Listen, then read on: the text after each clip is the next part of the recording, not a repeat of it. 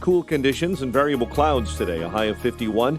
Cloudy, freezing temperatures in the normally colder spots, west and northwest suburbs overnight. An average low of about 36. 43 at O'Hare. Next news coming up at 7. Chicago's Morning Answer with Dan and Amy continues next on AM 560, The Answer. This hourly segment is brought to you by In the Know with Wealth Management Group, hosted by Craig Bolanos. Heard Sunday mornings at 10. Tickets for Freedom Summit Chicago are on sale now at freedomsummitchicago.com. That's freedomsummitchicago.com. Top of the morning, Dan and Amy. This is becoming a regular feature. Bobby O'Rourke on... What is he doing now? On the campaign trail? Well, continuing to make his Third Reich comparisons to President Trump, the Trump administration. And appreciate it because he's really starting to dig in and provide more depth to the comparison. So it's fun to assess what Bobby O has to say. This at the WAPO Candidates Forum, the sit-downs with candidates that Robert Costa is doing for the Washington Post. Do not wake ourselves up to the danger that we face, then this country will die in its sleep. I'm convinced of it. So what do you mean? What do you mean by that? Die in its sleep? You ask yourself when you look at the history of the Third Reich, which is the comparison that I made that you raised just now. How did a modern country, well educated, a source of innovation and ingenuity, and moral leadership in the world descend into that level of barbarity, producing a shame that lives with every single German to this day? You look at everything that I just enumerated, and we could go into far greater detail about what President Trump has said and has done. The "send her back" chanting at that rally in North Carolina, chilling to my bone. So are we in a 1930s moment? In Florida, in May of this year, the president who's warned about the infestation, the invasion, the predators, the animals, dehumanizing language to talk about humans who he's placed in cages. We've lost the lives of 7 children in our custody and care. He's telling that rally in Florida, what are we going to do about these people who are coming here? And someone yells out, shoot them. And that crowd roars in laughter and applause. And the president, with that shit-eating smirk on his face, smiles and laughs in consent, giving the green light to that killer in Allen, Texas, who drove 600 miles to El Paso with an AK-47, who said that he was going to stop the invasion, that he'd been warned about by the President of the United States, that he didn't want to be replaced as a white man in the United States of America. And when people in Charlottesville, Virginia, were talking about Jews, you will not replace us, President Trump said they are very fine people. If we fail to connect the dots and draw the conclusion, then we're going to die in our sleep as a country. We will lose this democracy. Bobby O'Rourke connects dots like John Nash did in A Beautiful Mind before his mental issues were treated. And, of course, he's misrepresenting all sorts of things that Trump said in the context in which he said them. But the top line is the Third Reich. Top line is the Third Reich. This is a member of Congress. This is a guy who came within 4 percentage points of being a United States Senator from Texas. It's rather remarkable, his desperation. But just in terms of the totalitarian comparison to the Third Reich, you might note for the record, if you want to have a conversation about that, however intemperate or coarse Trump's language is, the real key to the rise of totalitarianism is what? One politician with irresponsible rhetoric? Obviously not, right, Bobby? I think you'd fit that description. It's the idea that the civil institutions, cultural institutions of a free society become subordinated to the state and, in fact, become arms of the state. That's actually what happened in Nazi Germany, right? You familiar with the story of Dietrich Bonhoeffer? Even the Lutheran Church becomes largely, with few dissidents, an arm of the state. So when we like to make the National Socialism comparisons, I don't know why, per Jonah Goldberg's book, I don't know why they're apply. Well, I do know why, but they're wrongly applied to conservatives or the right because who are the statists? You don't get totalitarianism or authoritarianism without an overarching, ever-expanding state. And who's proposing that? Who's proposing thought crimes and unconstitutional speech laws in Massachusetts, in Connecticut, in New York? Are those conservatives, Bobby? For more on this topic of the swamp and creatures like Bobby O, we're pleased to be joined again by Mark Hemingway, book editor at The Federalist, former senior writer at the Weekly Standard. He's got an excellent piece at thefederalist.com about why the swamp, D.C., compulsively lies about Donald Trump. Mark, thanks for joining us again. Appreciate it. Glad to be here. Oh, also better known as Molly's husband, as I think. Oh. I think he's known in D.C., right? Mark, so this is a great psychoanalytical piece in part. I'm not sure if the firepower of Nietzsche, and maybe we'll have to bring in Kolakowski on myth. I don't know if that's going to be enough to properly diagnose it, but you referenced this email your friend sent to you about the regulative fiction that the sort of professional set in D.C. uses that Trump has upended, much to their chagrin and ire. Yeah. And basically the idea here is this, which is that at the top of politics and, people making decisions and when, all of the sausage is made, it's a lot more chaotic than, we realize. We have this, massive bureaucracy and this media and other things like that. That the phrase that you reference from Nietzsche is regulative fiction.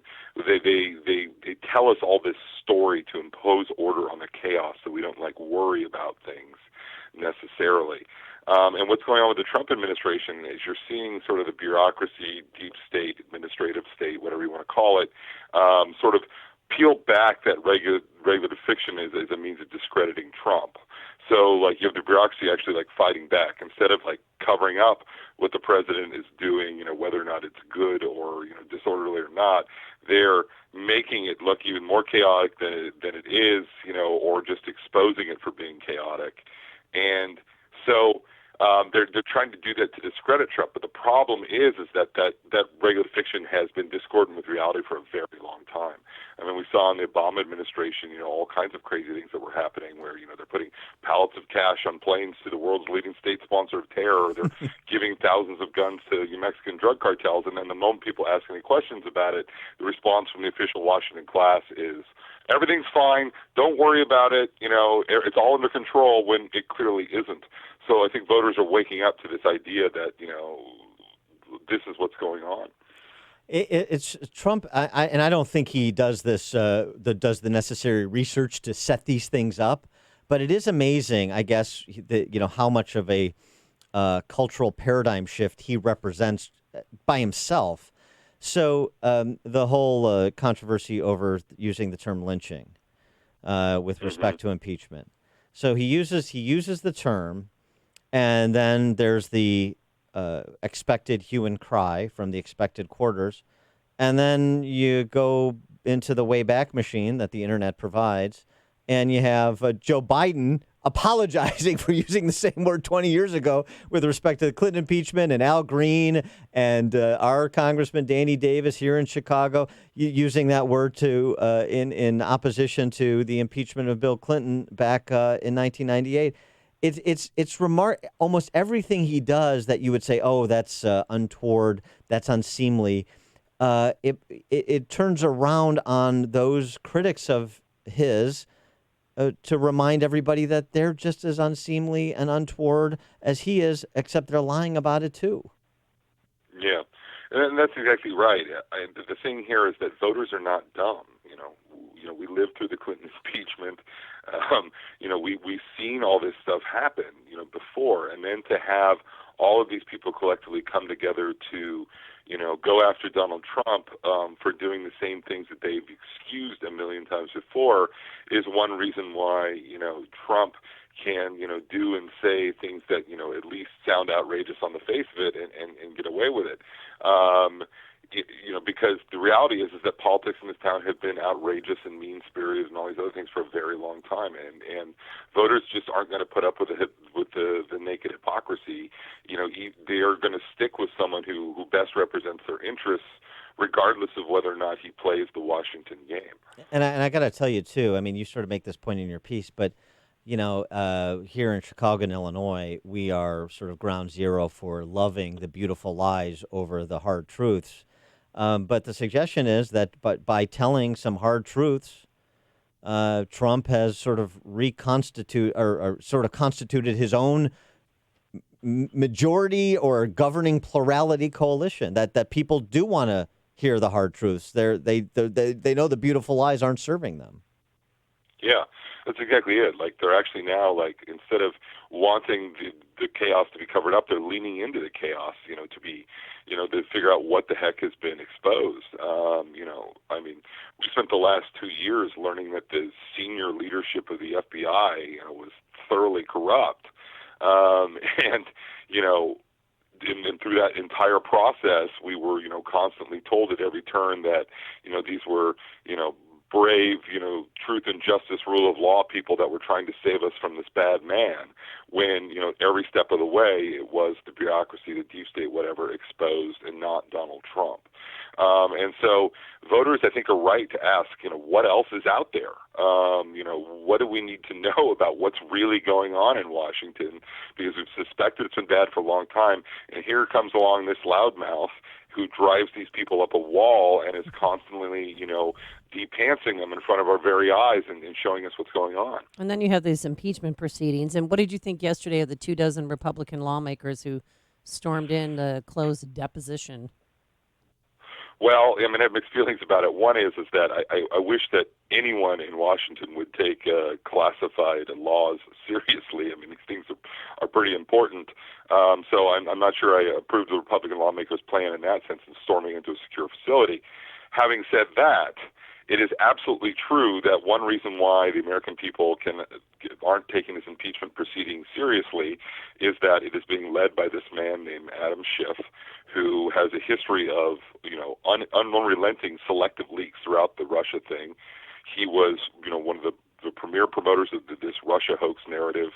He went on television in the middle of all that, was frequently on television, saying things like he had more than circumstantial evidence that Donald Trump colluded with Russia, which he clearly didn't have. He gave leaks to CNN that turned out to be completely wrong.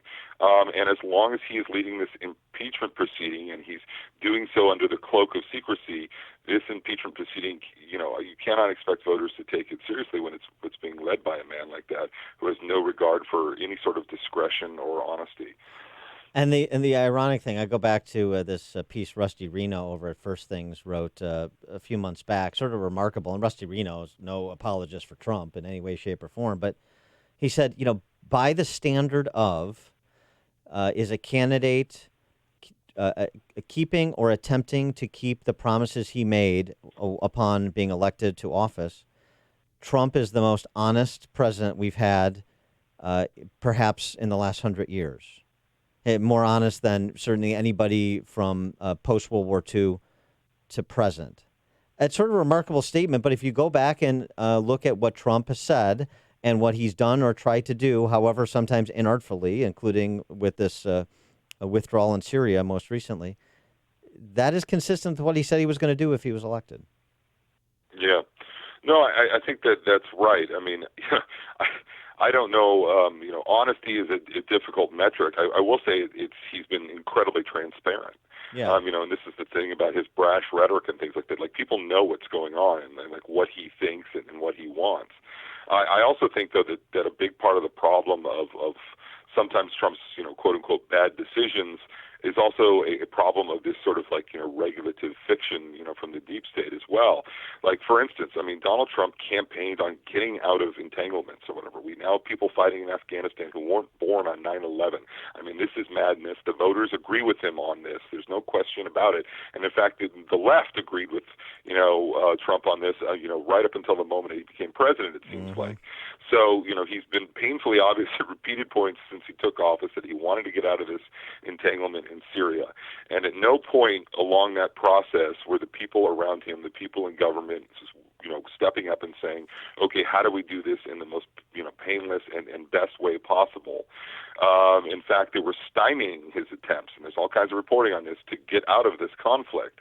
And then when he finally just throws his hands up in the air and insists on getting out, yes, it's more chaotic than perhaps it should be, but, where were the people that had the respect for democracy and the bureaucracy that did what the democratically elected leader wanted them to do? They weren't there. They were serving their own interests and serving their own beliefs. They were not serving what the people wanted. That's a fair point. He is Mark Hemingway, book editor at the Federalist, Federalist.com, former senior writer at the Weekly Standard. Check out his column, which I tweeted out at Dan Proft. Why Washington, D.C. compulsively lies about Donald Trump. Mark, thanks for joining us. Appreciate it. Thank you for having me. And he joined us on our turnkey.pro answer line. You're listening to Chicago's Morning Answer with Dan Proft and Amy Jacobson on AM 560. The Answer. The Lou Dobbs Financial Report is brought to you by Signature Bank, helping local businesses succeed. Visit signaturebank.bank for your commercial banking needs. I'm Lou Dobbs. Boeing's third quarter earnings dropped 51%. Major airlines report quarterly results today, and electronics factories poised for more layoffs because of tariffs. Those stories next. G'day, I'm Scott from Plug-in Pest Free. If you have a rodent or pest problem at your home or business, don't spray harmful toxic chemicals. Use Plug-in Pest Free, the electromagnetic pest control device that uses your wiring to get rid of pests fast. Just plug it in. One customer had a warehouse with a rat problem. He was catching over 20 rats a day. He called pest controllers, but nothing solved the problem. Then I came along. My plug-in pest-free commercial system got rid of the rats, and since then he's seen maybe 3 in the last 12 months. Plug-in pest-free is not a sonic device. It's chemical-free and gets rid of pests safely and effectively for years. It comes with a 6